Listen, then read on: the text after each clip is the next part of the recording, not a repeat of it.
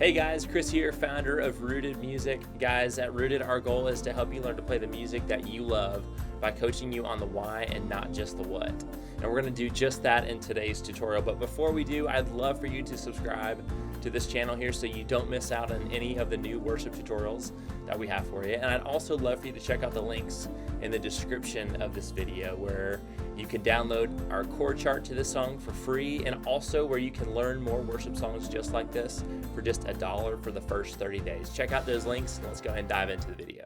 Hey everyone, this is JT with Rooted Music, here with you today for an advanced piano tutorial of the song "Oh Come to the Altar" by Elevation Worship, and it is from their album Here As in Heaven, and this is one of my favorite songs from Elevation Worship, from one of my favorite albums of theirs, and I'm excited. We're taking the time to go through this today, and by the time we get to the end of this video, you're going to know everything you need to know to play "Oh Come to the Altar." But before we just dive headfirst into the music, let's talk about a few things that you and I are going to need to know to play this song really well. And by covering this on the front end, it's going to make actually learning the song so much easier. So we're going to start here with the key, and this song is in the key of B major. And the key of B major is certainly not the first song you learn on the piano as a new piano student, because this key has 5 sharps in it, and that's a lot of sharps. So let's go through those really quickly. We have a C sharp, a D sharp, F sharp, G sharp, and A sharp. So those are the 5 sharps. So almost every note in this scale is going to have a sharp on it. We have these 5 sharps. Here are the notes of the scale listed right here. So let's go through the scale now. We've already kind of played the sharps of the key, but let's go through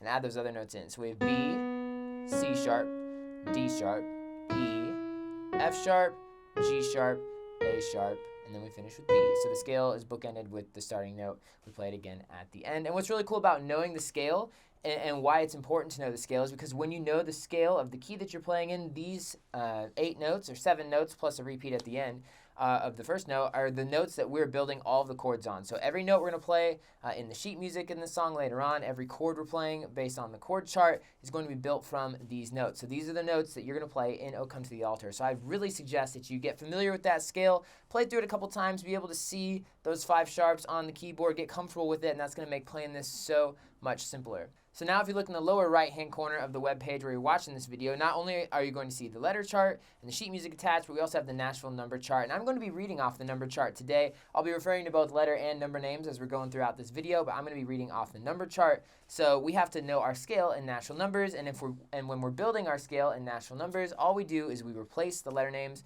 with numbers. So we start with 1. So B would be 1, C sharp is 2, D sharp is 3, E is 4, F sharp is 5, G sharp is 6, A sharp is 7, and then B, because it was 1 at the beginning, we'll call it 1 again at the end. So now let's go through that scale one more time in Nashville numbers. We have 1, 2, 3, 4, 5, 6, 7, 1.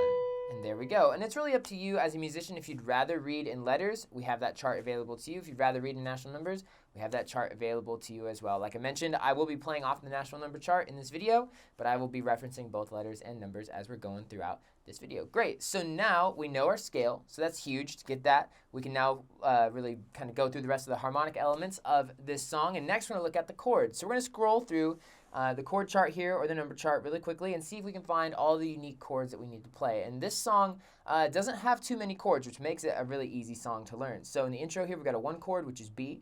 We have a 4 chord, which is E. We have our 6 minor chord, or G sharp minor here. So that's our 3rd chord we're going to know. And then we're going to keep scrolling down. Here in the chorus, we have a 2 minor, which is a C sharp minor. And to save us a little bit of time, we'll stop scrolling there because that's it. There's only 4 chords that we need to know to play "Oh Come to the Altar," which is awesome. Some songs that we play sometimes have 6 to 8, 10, 12, depending on even some hymns have more chords than that. So it's really, really awesome. This song's pretty efficient. We only have 4 chords. So we're going to build these chords, get comfortable with them, get used to singing them on the piano, playing them, and that's going to make playing them in time with the song so much easier. So what we're going to do is we're going to build these chords in ascending scale order here, and then we're going to invert them and show them how I would play them to make it more efficient on the piano. But let's start with B, or our 1 chord, and we're going to be playing triad, simply meaning a chord of 3 notes in the right hand, and every triad has a root, a 3rd, and the 5th. And so we'll start with B, or our 1 chord, just to kind of explain how these triads work. So we have B is our root, and we call it the root because that's the namesake of the chord. That is the note that we are building this chord on. Then the middle note of our triad, in this case, is D sharp. We call it the 3rd because it is the distance of a 3rd away from the root. So B to D sharp, we have 3 letters in that interval. right there. So B, C, D, got 3 letters there, so that's our third. And then we have our top note here, which we call the fifth. In this case, it's F sharp, because F sharp to B is the interval of a fifth, because we got 5 letters in between, B, C, D, E, F, and F sharp there. So 5 letters, that's called our fifth. So we have a root, a third, and a fifth. And every chord we're going to play in this song has root, third, and fifth.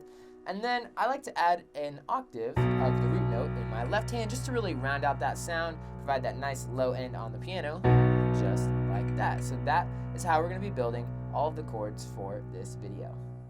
So now we've talked about how we're going to build all these chords. Let's go ahead and build each chord individually. So we kind of already went through it, but let's go ahead and go through our B or our 1 chord one more time. So we have B is the root, D sharp is going to be the third, and F sharp is going to be the fifth. Add the left hand, and that's B or our 1 chord.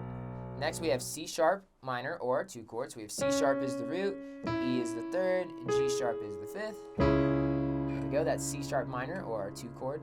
The next chord we have is our 4 chord, which is E. So we have E is the root, G sharp is the third, B is the fifth.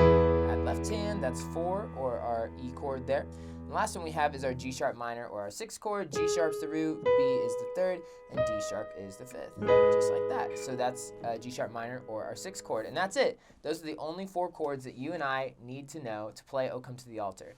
We're going to go through those chords again in just a second, but we're going to talk about chord inversions. I kind of hinted to it earlier, but I'm going to talk about inverting these chords and why it's important and how it can make our piano playing a lot more efficient.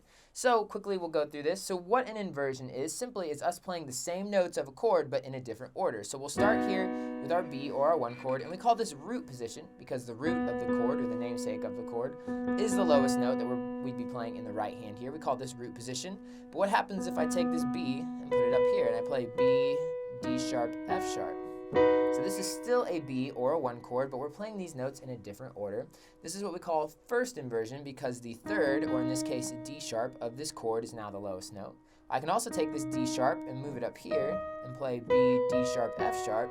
And this is what we call second inversion because the fifth of the chord, or in this case F sharp, is now the lowest note I'm playing in my right hand. So we have 3 different positions that we can play, or inversions we can use as we're playing these chords here on the piano. So let's go through it again. We have B here, which is our 1 chord. It's in root position because B, or the root's on the bottom. We got first inversion here because D sharp, or the third of the chord, is on the bottom. And then second inversion because F sharp, or the fifth of the chord in this case, is on the bottom here in second inversion.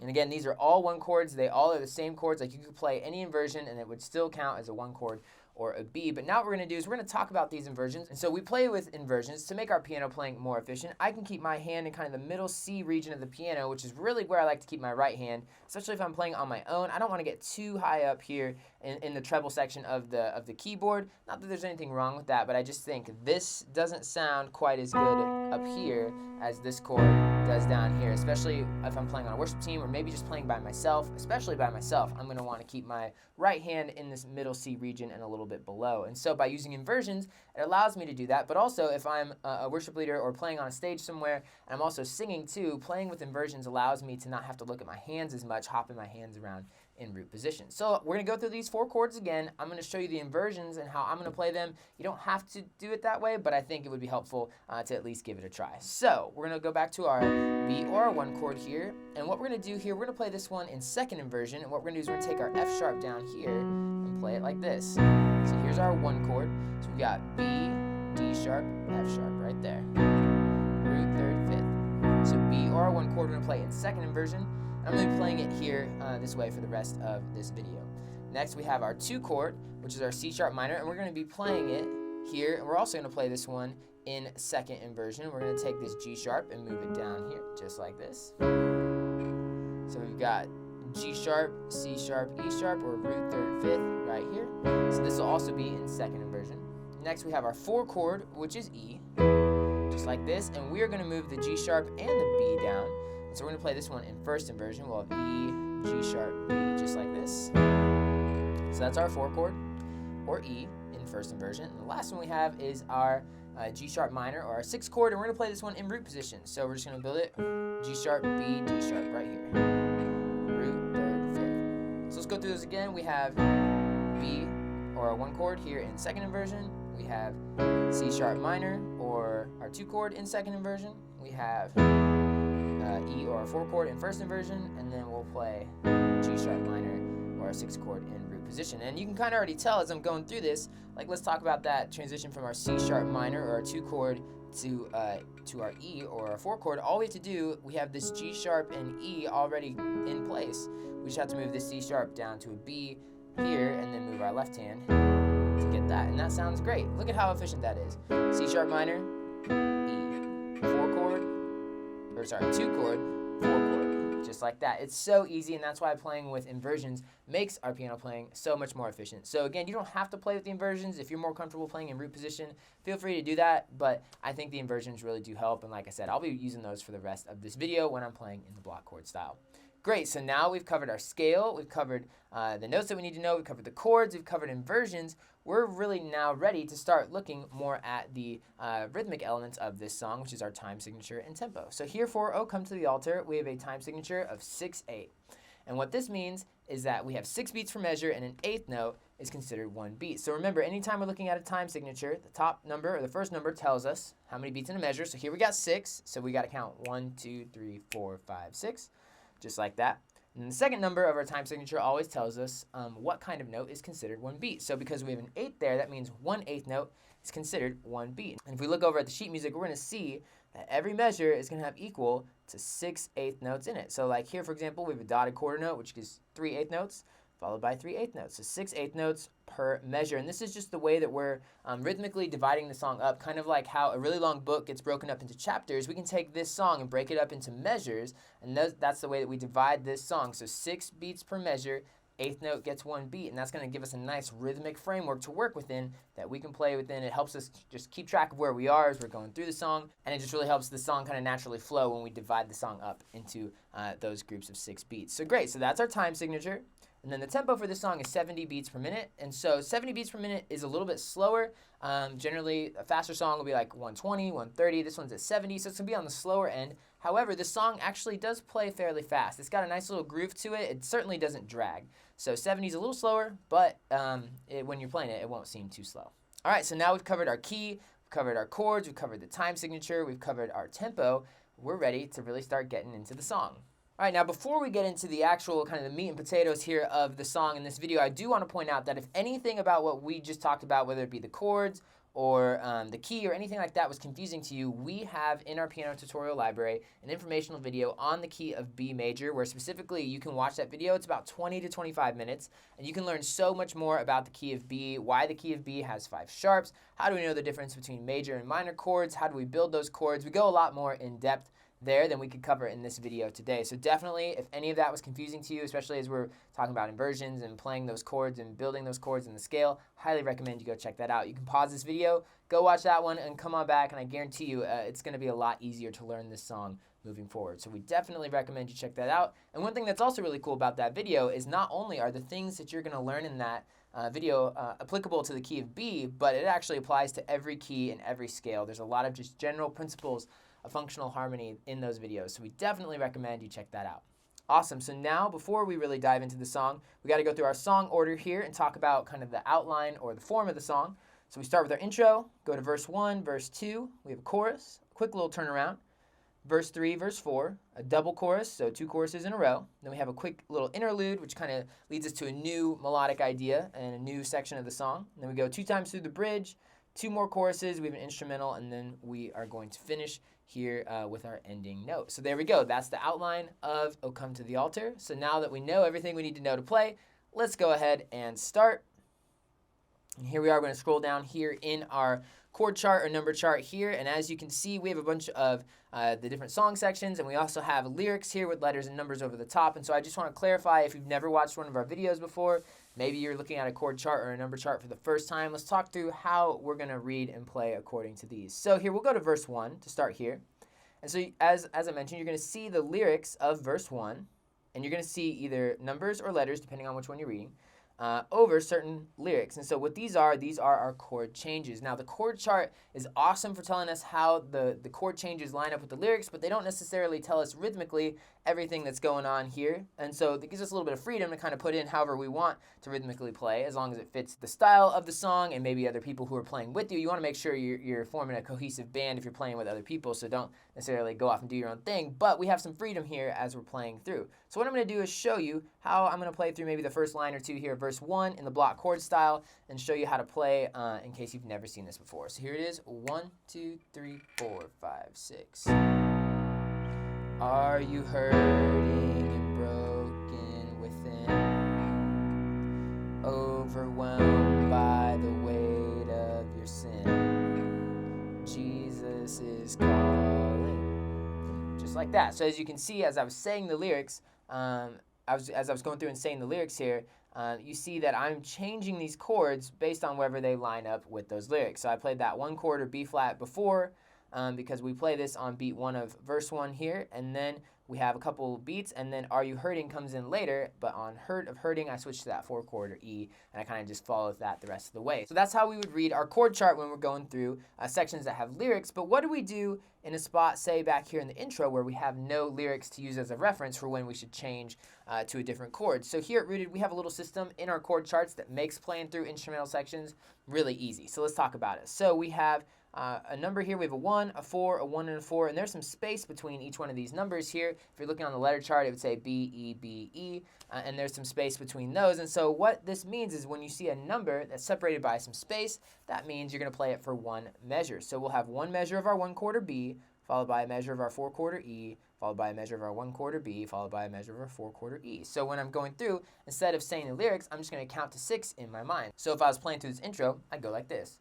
1, 2, 3, 4, 5, 6. 1, 2, 3, 4, 5, 6. 1, 2, 3, 4, 5, 6. 1, 2, 3, 4, 5, 6. 1, 2, 3, 4, 5, 6. Just like that.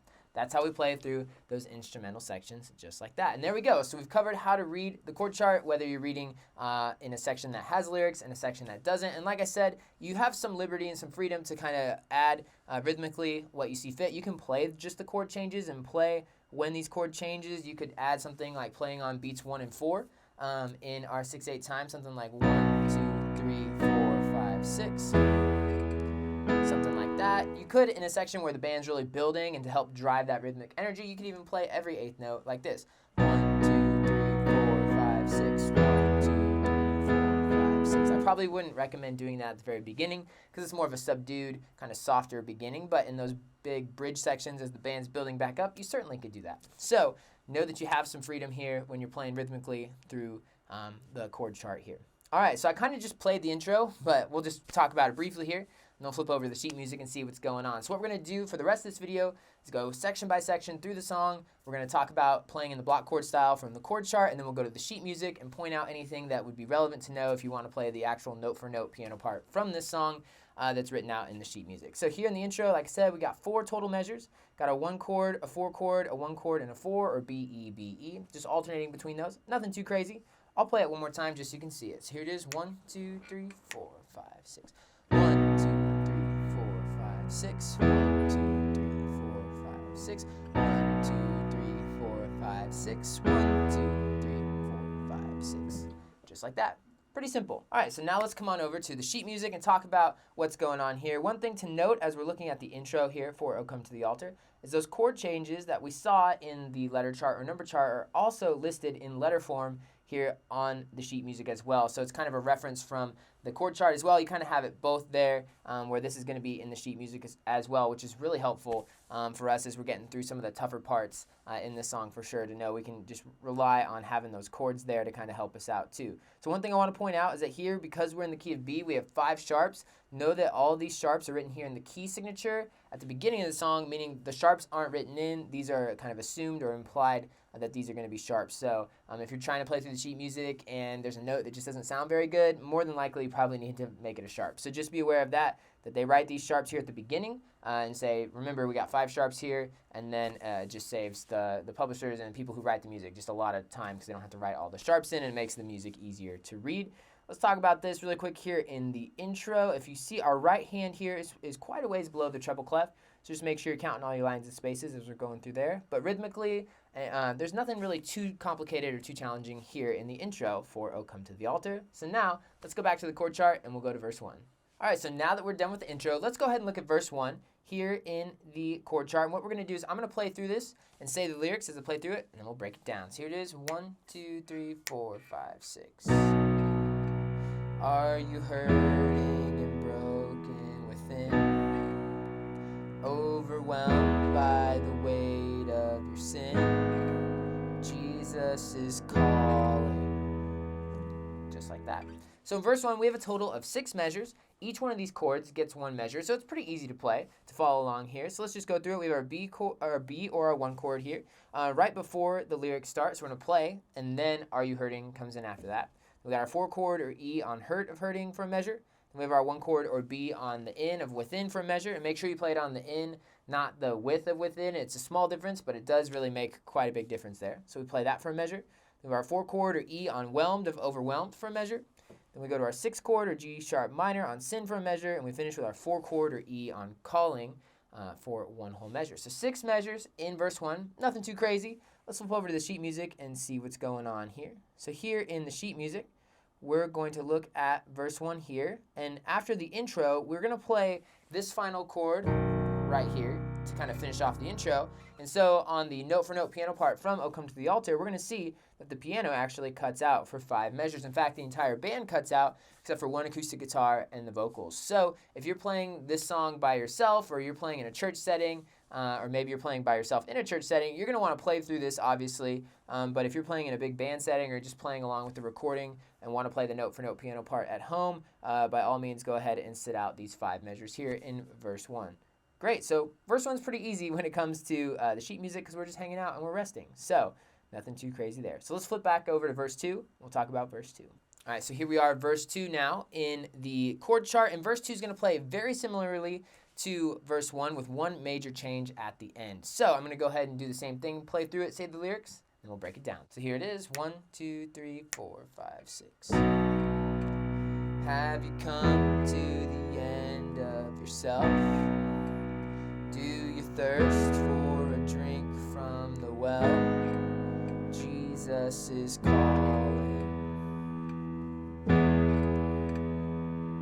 Just like that. There we go. So the major difference is all the chords were the same, the rhythms are the same, the lyrics are different, but it's relatively the same. The major difference, though, is we have an extra measure of our 4 chord or E at the end of verse 2. So verse 1 was 6 total measures. Verse 2 is going to be 7 total measures. And this is the only verse in the whole song that has that extra measure in there. So just don't let that catch you off guard if you're trying to play with the recording. Make sure you're holding that E or that 4 chord at the end for 1 extra measure. So 7 total measures here in verse 2, but aside from that, everything else is the same. So let's come over to the sheet music. We'll look here in verse 2 and talk about it. Here in verse 2, just be aware we've got octaves going in our right hand throughout this. So they're kind of hopping up and down the keyboard there. We still have these pretty low chords in the left hand. Nothing too crazy there. We can count our measures here. 1, 2, 3, 4, 5, 6, 7. So we still have 7 measures, just like I said, from the chord chart. So verse 2, nothing too crazy. So we'll move on from that. And again, if you want to see how I play the note-for-note piano part, we have a playthrough at the end of this video where I'm playing along with the recording, and you can see how it all fits together there. So that's why I'm kind of not necessarily playing through this in this teaching part, because you'll see it at the end of me playing the note-for-note piano part there. So reference that if you have any questions on how to play that. But let's go on to the chorus now that we've finished verse 2.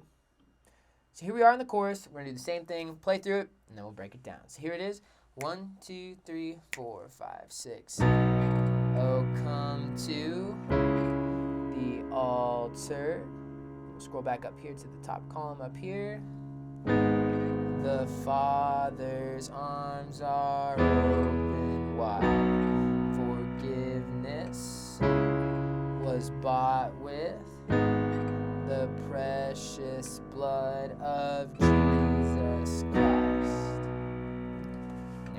Just like that. So our chorus now has a total of 8 measures, and it's the same chord progression played 2 times through. So let's go back down here to the beginning of the chorus, and we'll break it down. So we start with our 1 chord or B. We're going to play this for a full measure right before the O Come To part. So again, we're playing this on like beat 1 of the very first measure of that chorus, and then our lyrics come in a little later.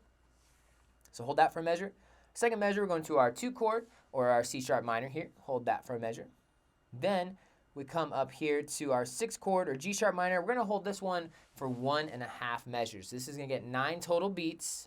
So we got a full measure, then half a measure, and that other half of that measure, the beats 4, 5, and 6 of measure 4 in the chorus here are the 4 chord or E on open there. So just be aware of that. This one only gets 3 beats or 3/8 notes there. Then we come back to our 1 chord or B, hold that for measure, kind of right on the end of wide. So we don't necessarily play it right on the start of the word wide, but we kind of play it just after wide is kind of finishing up there. It's kind of a little nuanced spot to put it there, but the chord does happen on the very end of wide. So we put it up here. We're going to play that for one measure. We'll come to our 2 or our C sharp minor chord here.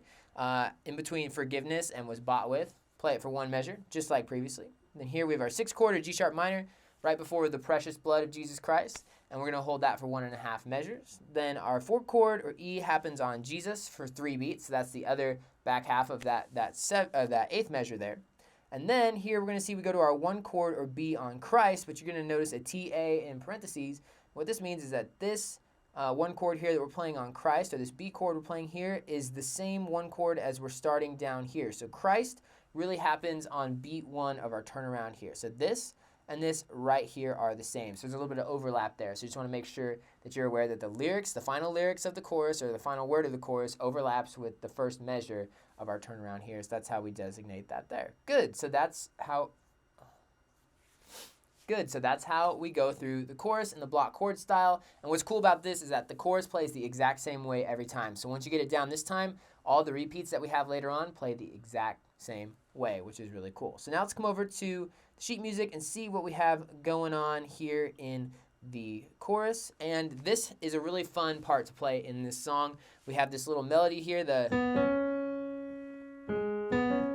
kind of just going on as the chords are changing in our left hand throughout the chorus. Nothing too crazy. Got a lot, like I said, got a lot of B's and C sharps here. Note the chord changes here. Note that we have that G sharp minor, our 6th chord, for 1.5 measures, and then this E chord gets the last half of that measure that this one goes into. So cool. So here's the first half of the chorus, and this is pretty much a repeat here.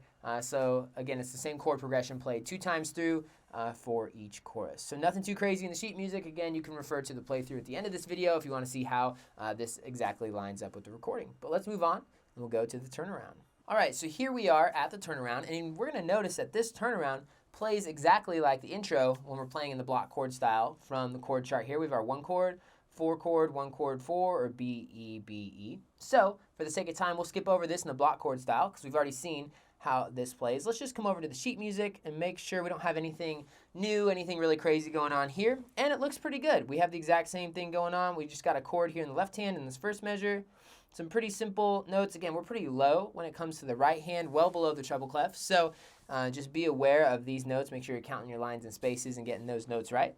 And then over here, just note we have a dotted 8th pattern here. And the dotted 8th pattern, when we're playing in 6/8, kind of is like a triplet in a normal like 4/4 song. So it's kind of a little, goes against the grain of the beat. So just remember in 6/8, we have 2 groups of 3/8 notes is how we count it. That 1, 2, 3, 4, 5, 6. But when we're playing these dotted 8th notes here, I would just encourage you to count 1 and, almost like straight 8th notes, like you were playing like 1 and 2 and 3 and 4 and. So I'm just going to play this last measure of the turnaround to show you how those dotted 8ths work. So it goes like this: 1, 2, 3, 4, 5, 6. 1 and 4, 5, 6. Just like that. So 1 and 4, 5, 6. If you do that and count your dotted 8th notes as just 1 and 2 and maybe if you had 4 of them in a measure, that's how you do it. That'll help you every single time because the dotted 8th notes each get like 1.5 beats, and so that's why we say and, is because we're really playing on like 1, then the and of 2 here, and then this is on 4 here. So that's how we count through our dotted 8th notes, which can be a little confusing. Again, check out the playthrough at the end to see how that all ties together. This is a rhythmic pattern we will see later on, especially in some parts in the bridge. Great, so we've come through the turnaround. Now let's go to verse 3. All right, so here we are now in verse 3, and verse 3 is going to play the exact same way as verse 1. Same chords, same rhythms, 6 measures. So for the sake of time, we'll skip over that. The lyrics are different, but everything else is the same, so we'll skip over that. We'll come down to verse 4, and we're going to find that verse 4 also plays the exact same way as verse 1. Same rhythms, same chords, 6 measures. Just remember, verse 2 is the only one that gets that extra measure.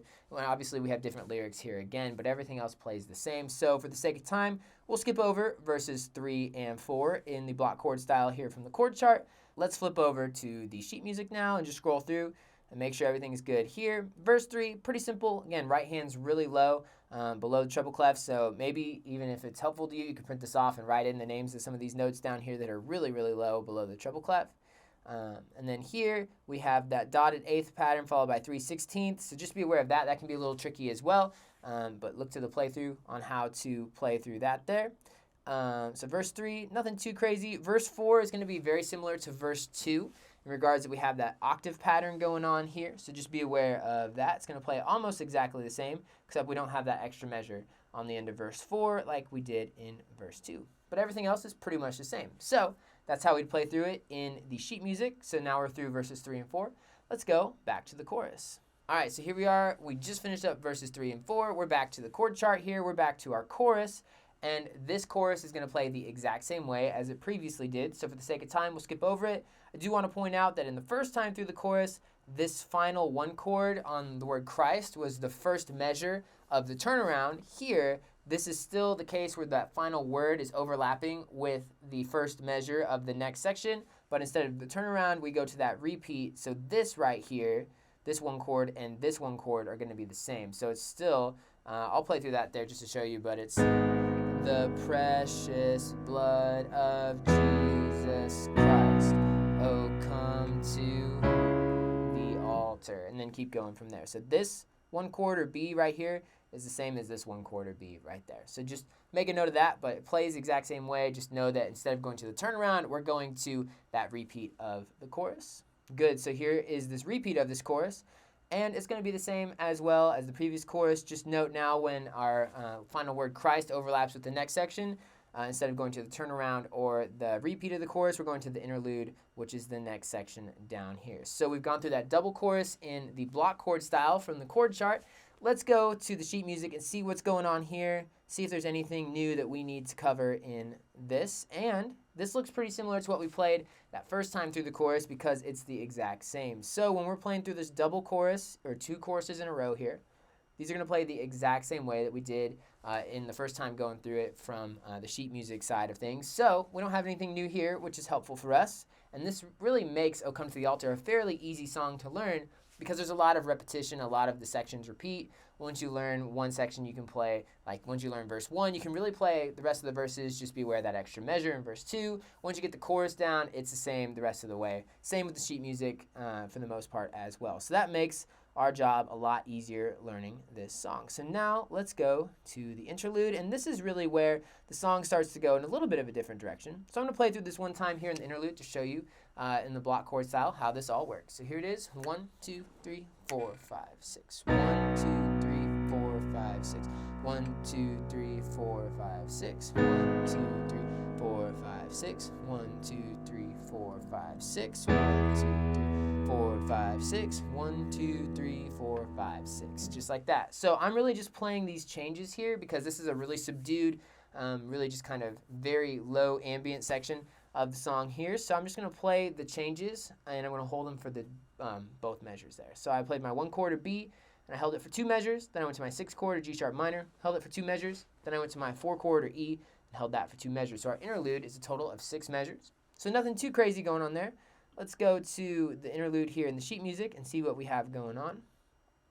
Now this piano part here in the note for note piano part in the sheet music is a little more melodic than the chords just playing the block chord style. So you're going to see we have some nice little eighth notes here. We're going to see that in this G sharp minor here, we're actually playing this E, which is not a note in G sharp minor. And that sounds a little harsh, but it's meant to resolve, and this resolves and sounds really great when we go to this next one here like this.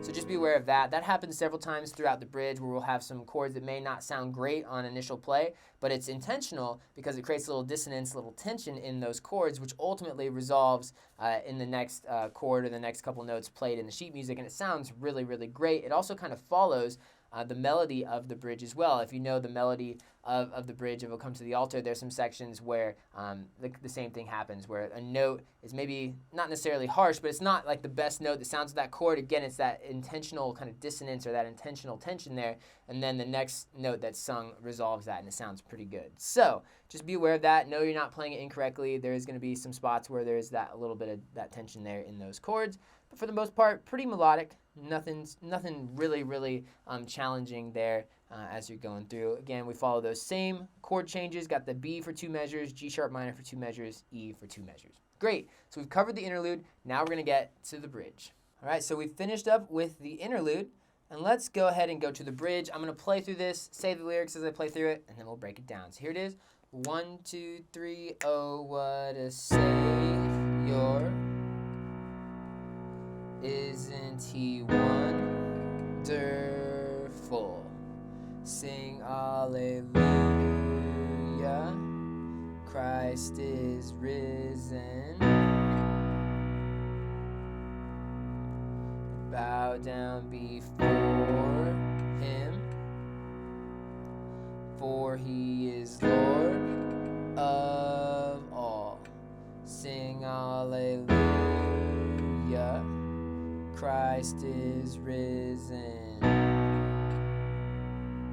There we go, just like that. That was one time through the bridge. The bridge is the longest section in this song. It's a total of 16 measures. But it's going to reflect generally what we just played in the interlude. So let's break it down. So here we have, oh, what a Savior. So the oh, what a are technically what we call pickup notes. We're kind of like, it's the opposite of how Christ at the end of the chorus overlaps with the next section. This is where the lyrics of the next section overlap with the last measure of the previous section. So it's kind of the inverse of what was going on there. So we call those pickup notes. So that's why I counted 1, 2, 3, oh, what, So those are really on 4, 5, 6 of the last measure of the interlude down here is when those words are sung. So the first full measure of our bridge starts on Savior, on the 1 chord or B there on Savior.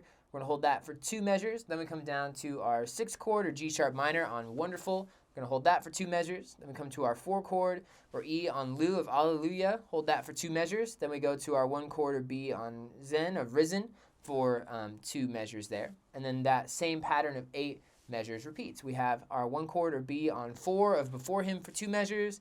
Our 6th chord or G sharp minor on Lord for 2 measures. And we have our 4 chord or E on lieu of Alleluia for 2 measures. And then our 1 chord or B on Zen of Risen for 2 measures. And there we go. So that adds up to 16 total measures.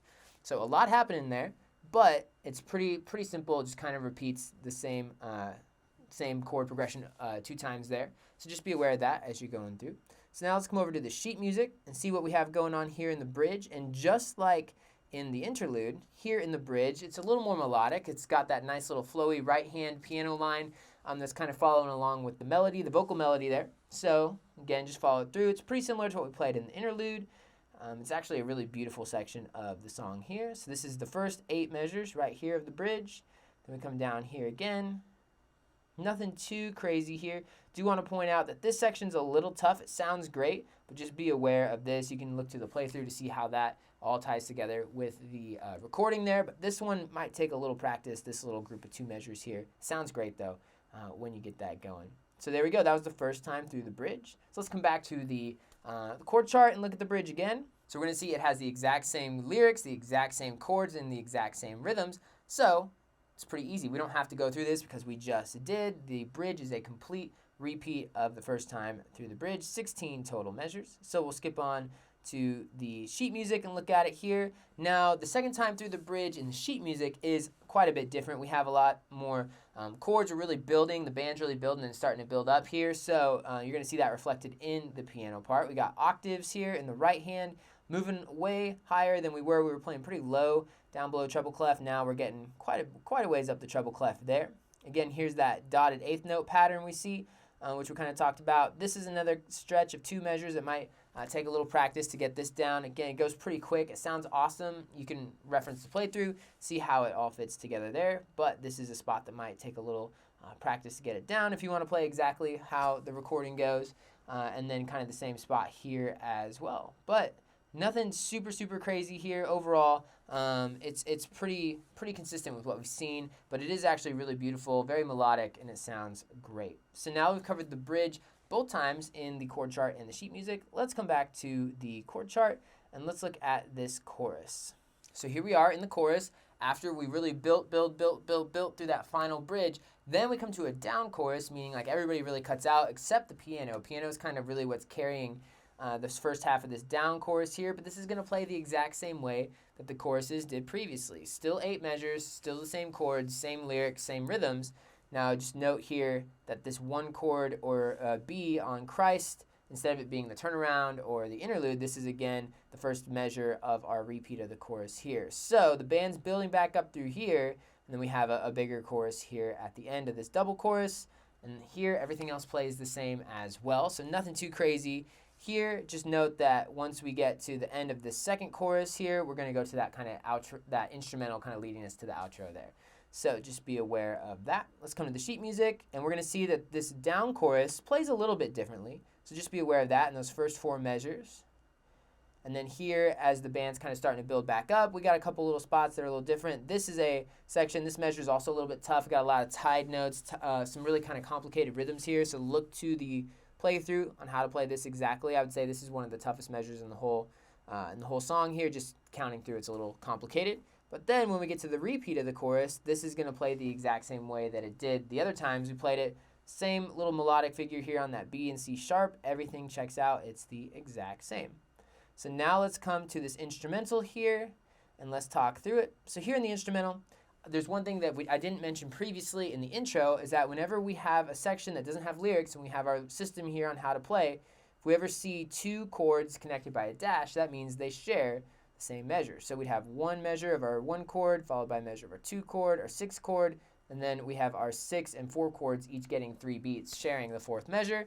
And that seems pretty familiar because this is actually the exact same chord progressions as the chorus. It's just we don't have lyrics. So this instrumental is basically playing through the chorus one time without lyrics. So the lead singer in "O Come to the Altar" here is kind of ad-libbing over the top a little bit, but we're just going to play that chorus progression one time here. So it's not technically a true chorus. We call it instrumental here, and that's really it. Okay, so now we've gone through the instrumental and the ending in the chord chart. Let's go ahead and just look at it in the sheet music and make sure we're good on everything there. And as we're looking through this instrumental here, it's the exact same sheet music-wise as the choruses. So nothing's really new here. It's just kind of that continuation. Like I said, we're basically playing just the chorus without lyrics here on this instrumental part here. So same measures, same parts, nothing too crazy. And then here on the end, we're going to end with a really, really, really low note here, a low set of notes right here, like this. And we'll hold that. So we have our fermatas here, which these symbols just tell us we can hold these notes as long as we want. And that's the end. So we're just going to keep it right down there. And there we go. That is "O Come to the Altar." You guys did it. You made it to the end of this video. You now know everything you need to know to play "O Come to the Altar," whether you're playing it just from a chord chart, playing in the block chord style, which is kind of the more common style used if you're playing in a church service, or you're just playing the chords on the piano and singing along with it. But you also know everything you need to know to be able to play the note-for-note piano part from the sheet music as well, which is really cool, where maybe you can even kind of combine the two, maybe play the choruses and add this little melodic line, or go through the bridge and add some of those octave parts, or whatever you want to do. You now have the resources and the knowledge to make this whatever you want it to be. So we are so excited that you took the time to watch this video today. "O Come to the Altar" is an amazing song that really just focuses on repentance and the love of God, and that we are always invited to His table. We are always invited to have a relationship with the Lord, and there's no sin that we've committed that keeps us from Him, and He's a God who always loves us and always has that invitation open. So this is an amazing song. It's a song that's going to be used in churches for decades and decades to come. So we're really excited you're learning this today. Guys, thanks so much for joining us today in this tutorial. I hope you really enjoyed it and learned a lot through it. Make sure to subscribe to our channel here so you don't miss any of the new tutorials we have coming up. And make sure to check out those links in the description of this video so you don't miss out on the chord chart and you don't miss out on more and more worship song coaching for just $1 for the first 30 days. Check out those links, and we'll see you soon.